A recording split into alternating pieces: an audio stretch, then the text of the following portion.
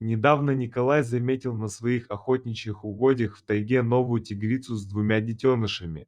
Она пришла рожать свое потомство в спокойное место, где мало хищников.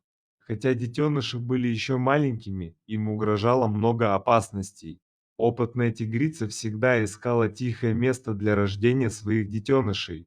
Взрослые тигрицы способны производить на свет двух и более детенышей в одном помете, и чем старше тигрица, тем больше у нее может быть детенышей.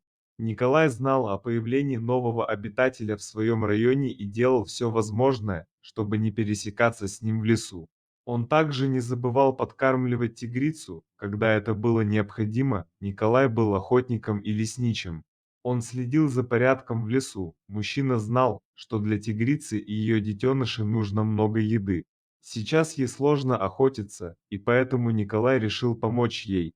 Чтобы тигрице хватало пищи, он добывал на одну тушу кабана больше, чем требовалось, и оставлял ее недалеко от ее логова. Из укромного места он наблюдал, как тигрица обнаруживала подарок и тащила его к себе. Поначалу мужчина не знал, сколько детенышей родила тигрица, поэтому пришлось придумывать хитрость. Николай также занимался фотографиями природы и старался все снимать на камеру. Мужчина положил тушу кабана, которую поймал специально для этой цели, в стороне от логова тигрицы, когда она вышла из своего убежища. Запах пищи был ошеломляющим, и Николай рискнул и вошел в логово. Внутри он увидел двух малышей, лежавших на подстилке из листьев и хвои. Он быстро бы определил, кто из них мальчик, а кто девочка, но времени на это не было. Но, прежде чем идти на такое дело, мужчине нужно было, чтобы его не учуяла тигрица. Чтобы еще больше уменьшить шансы быть замеченным, он почти полностью обмазался глиной и землей и замаскировался листьями. Несмотря на все усилия, Николай не надеялся остаться незамеченным. Скорее всего, тигрица знала о его присутствии, но, видимо, ее благодарность за подброшенный корм позволяла охотнику находиться рядом. Николай был рад, что у него получалось наблюдать, как заботится тигрица о котятах. Помимо охоты, он увлекался фотографией в лесу. В интернете он вел блог, где делился наиболее удачными снимками. Николай никогда не предполагал, что однажды станет знаменитым, но увлечение фотографией и запечатление красоты природы и диких животных заставили его поделиться своими работами со всем миром. Его фотографии оказались качественными и редкими, а блог вскоре набрал большое количество подписчиков. Мужчина был удивлен, когда понял, как быстро его работы стали привлекать внимание. В течение нескольких дней Николай с фотоаппаратом посещал логово тигрицы, ожидая, когда наступит момент истины. Наконец этот момент наступил, когда тигрица вывела из логова своих детенышей. Под пристальным взглядом матери детеныши начали исследовать окрестности. Мужчине удалось запечатлеть этот особенный момент на свой фотоаппарат, получив четкие и оригинальные снимки. Он остался очень доволен результатом. Спустя некоторое время он решил сделать новую серию снимков с уже подросшими тигрятами. Благодаря предыдущим работам количество подписчиков на его канале значительно увеличилось, и публика с нетерпением ждала продолжения. Всем хотелось посмотреть, как развиваются детеныши, поэтому Николай вооружился фотоаппаратом и отправился в тайгу.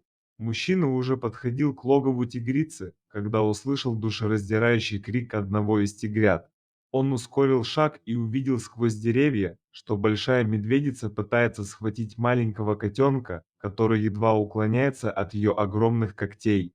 Другого малыша нигде не было видно, не было и матери тигрицы. Понимая, что надо что-то делать, Николай поднял ружье, прицелился, медведица упала.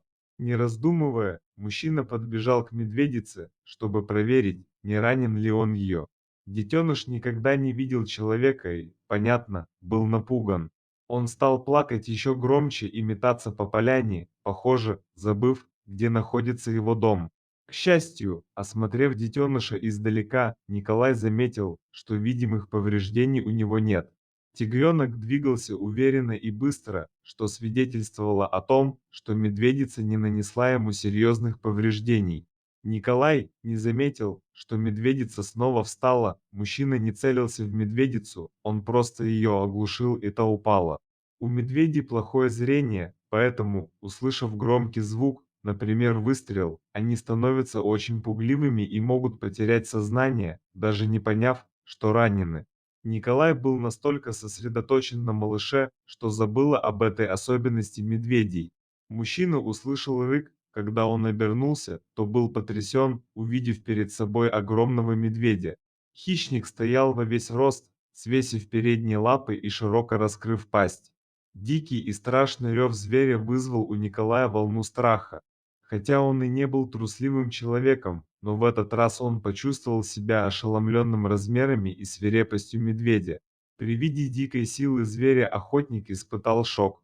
Он не мог пошевелить ни рукой, ни ногой, в нем боролись страх и восхищение прекрасным зверем. Охотник заметил, как медведь поднял правую лапу и приготовился к удару, на мгновение охотник замер.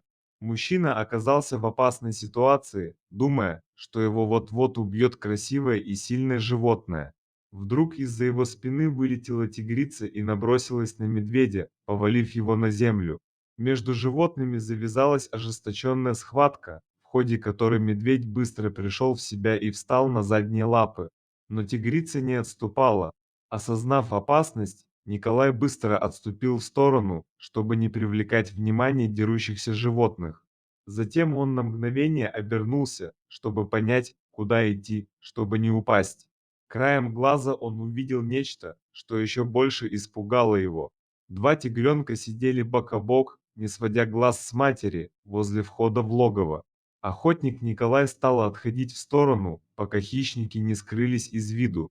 Мужчина подумывал выстрелить в медведя, угрожавшего тигрице, но, оценив риск попасть в тигрицу, решил не делать этого. Ему ничего не оставалось, как отказаться от своего первоначального плана и покинуть место происшествия. Через месяц после стычки с хищниками на поляне охотник вернулся в тигриное логово. Он взял с собой лакомство и спрятался в укромном месте, чтобы понаблюдать. Вскоре появилась тигрица, привлеченная запахом пищи, а за ней два детеныша, они принялись поедать подарок. Мужчина с удовлетворением увидел разделанную тушу кабана, значит, в семье полный порядок. Затем он поинтересовался, что случилось с медведем, трудно сказать, но вряд ли его убила тигрица. Скорее всего, она просто удалилась с поляны, на краю которой находилось логово тигрицы. Когда мужчина шел обратно, он споткнулся и упал, пытаясь подняться, его сковала жуткая боль. Опытный охотник попал в довольно неприятную ситуацию, когда в лесу по простой невнимательности сломал ногу. Несмотря на боль в области лодыжки, он лежал на спине, пытаясь понять, что делать дальше. Неожиданно к нему подошла тигрица, и мужчина замер, в голове мелькнула мысль о том, что может произойти дальше. Николай уже начал прощаться с друзьями и родственниками. Тигрица обнюхала охотника, обратив особое внимание на сломанную им ногу. Казалось, она поняла, что произошло. Затем тигрица схватила мужчину за воротник куртки и потащила прочь из леса. Только когда послышался лай собак, она отпустила свою ношу и скрылась в зарослях. Так животное попрощалось с Николаем перед его уходом. Николай долгое время пролежал в больнице. Перелом оказался серьезным, он не смог бы добраться сам до дома. Если бы не тигрица, то он мог потерять ногу и свою жизнь. Он очень переживал, что так долго его не было в лесу. Тигрица и ее котята, наверное, уже забыли его. Из-за травмы ноги он уже не мог уходить далеко от дома, но ему все равно хотелось встретиться с тигрицей и ее детенышами. К счастью, когда Николай наконец пришел в лесу, он увидел тигрицу и котят, они встретили его радушно и отнеслись к нему как к родному. Его встреча с тигрицей и ее детенышами была счастливой, и он был благодарен за возможность увидеть их снова. В тайге у Николая появилась подружка, тигрица, он часто поджидал ее и брал с собой на охоту. Мужчине казалось, что если тигрица с ним, то охота обязательно будет удачной, она как бы подгоняла к нему дичь. Николай всегда делился добычей со своим полосатым другом, через год детеныши подросли и ушли. Через год тигрица снова принесла потомство. Она пришла в то же логово, что и раньше, и Николай подкармливал ее в течение последних недель, когда ей было трудно охотиться самостоятельно. Используя ту же методику, что и в первый раз, мужчина обнаружил, что тигрица родила уже 3 детенышей. Все повторилось, и Николай был рядом. Путешествие этого человека было полно неожиданных приключений, и оно еще не закончилось. Он продолжает публиковать фото и видеоматериалы о своих приключениях, давая нам возможность заглянуть в мир, в котором он теперь живет.